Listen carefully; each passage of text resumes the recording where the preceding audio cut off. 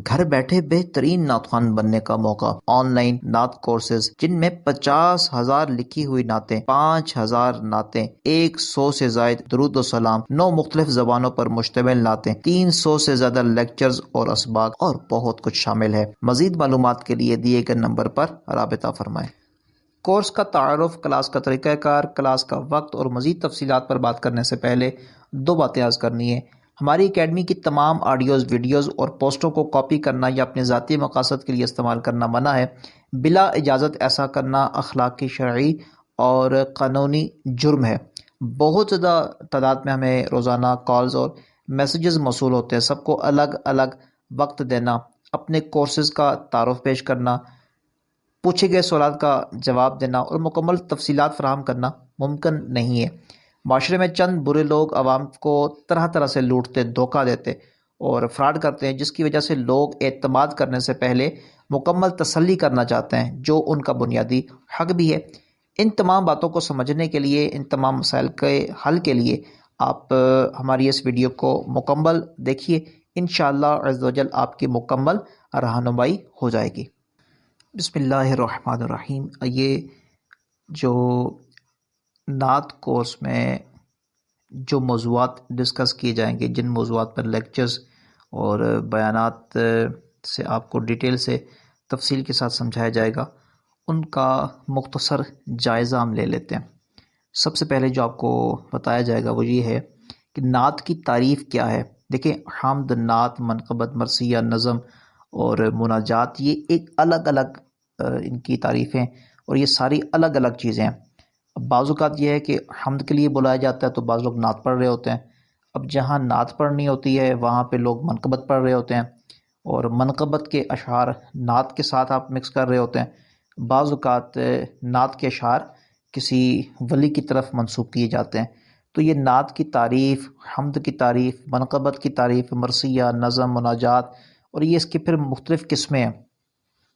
تو لہٰذا ان کی تعریفات اور ان کو سمجھایا جائے گا کہ یہ کیا، نعت کس کو کہتے ہیں، حمد کس کو کہتے ہیں۔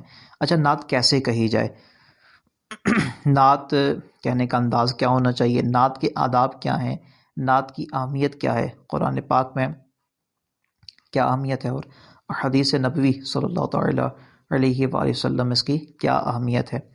نعت کی اقسام کتنی ہیں۔ دیکھیں، میلاد شریف کے اجتماعات ہوتے ہیں اور ایصال ثواب کے اجتماعات ہوتے ہیں، کل ہوتا ہے 40واں ہوتا ہے۔ بڑی رات کے اجتماع ہوتے ہیں، جیسے شب قدر ہے، شب برات ہے، شب معراج ہے۔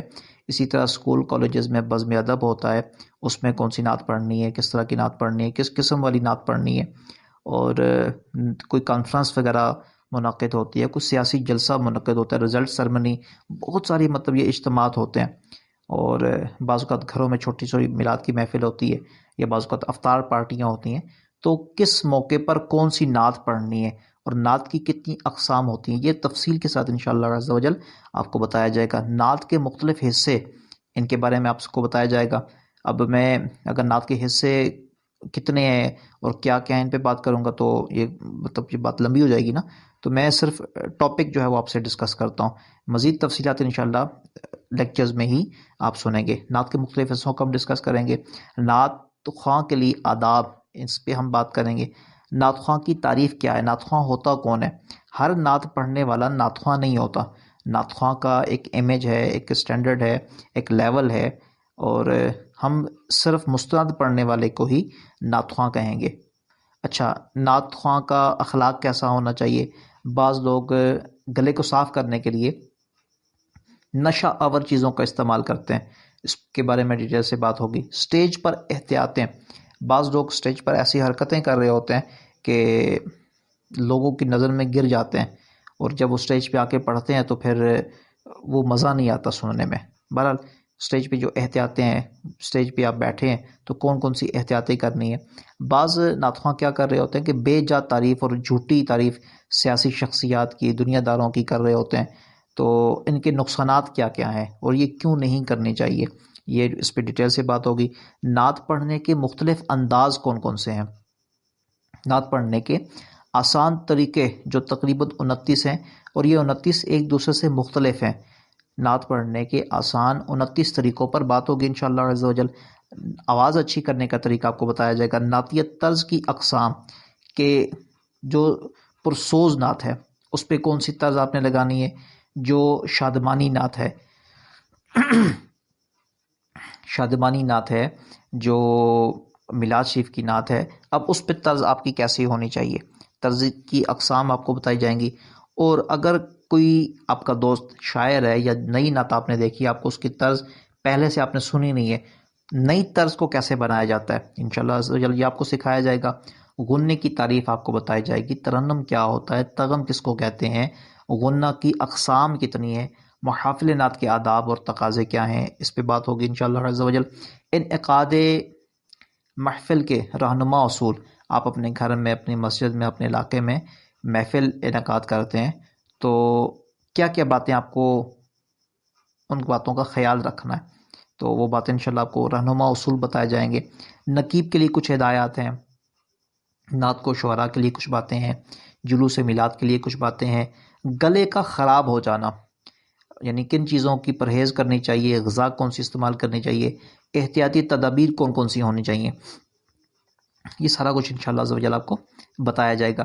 نیند کے متعلق، نیند کا پورا نہ ہونا، رات دیر تک جاگنا پڑتا ہے، بعض کا سفر ہوتا ہے، تو نیند پوری نہ ہو اس کے کیا کیا نقصانات ہیں، اور نیند کس طرح پوری کی جائے انشاءاللہ عز و جل یہ تفصیلی آپ کو بتایا جائے گا۔ آواز اچھی کرنے کا روحانی علاج، دیسی علاج، ایلوپیتھک علاج، ہومیوپیتھک علاج اور گھریلو علاج۔ تو آپ یہ سوچ رہے ہوں گے کہ یہ اتنے سارے ٹریٹمنٹ، اتنے سارے علاج کیوں، ایک نسخہ ہمیں مل گیا تو ہم اس نسخے کو استعمال کیوں نہیں کر سکتے؟ دیکھیں لوگوں کے جو معاملات ہوتے ہیں وہ الگ الگ ہوتے ہیں، جیسے مثال کے طور پہ بعض بندوں کو شوگر ہے، بعض جو ہے وہ موسم کے حوالے سے کچھ معاملات ایسے ہیں کہ جیسے صحت کے حوالے سے کون سی میڈیسن موزوں ہے، اب جیسے شہد ہے، اب شہد تقریباً سارے بندے کھا سکتے ہیں، استعمال کر سکتے ہیں، لیکن شوگر والے نہیں استعمال کر سکتے۔ اسی طرح بعض جڑی بوٹیاں ایسی ہیں کہ جن کا عرق بعض بیماریوں میں نقصان دیتا ہے، تو اس پہ کیا کریں گے، اس پہ روحانی علاج کروا دیں گے۔ اچھا روحانی علاج کیا ہے؟ جب آپ نعت شریف پڑھیں گے نا تو یہ روحانی کچھ وظیفے آپ کو بتائے جائیں گے، جو ہی آپ ان وظیفوں کو پڑھیں گے انشاءاللہ عز و جل لوگوں کے دلوں میں آپ کے لیے محبت پیدا ہوگی، نعت پڑھنے میں آپ کو آسانی ہوگی، آپ جو پڑھیں گے وہ لوگوں کے دلوں میں جا کے اترے گی۔